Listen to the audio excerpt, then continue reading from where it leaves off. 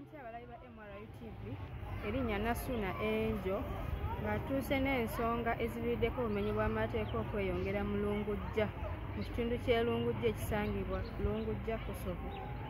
Era nga ensonga enkulu esinze oviirako obumenyi bw'amateeka mu kitundu kino be bavubuka okuba nga tebalina mirimu. Abavubuka okubula nga tebalina mirimu kibaleetedde okulowooza mu kubba, okutta basobole okufuna ssente. Sobadde okufuna ku batuuze b'ekitundu kino bambulire ku nsonga eno era bino wammanga bye bampadde.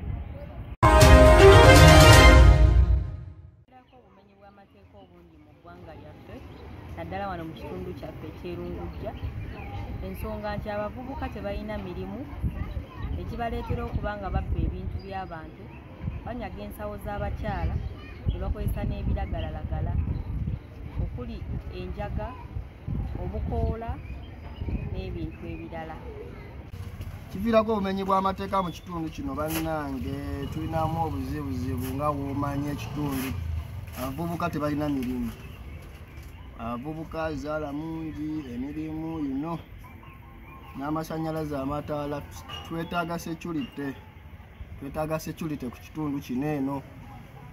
Abantu bakomplaininga ku ky'amataala ekiro.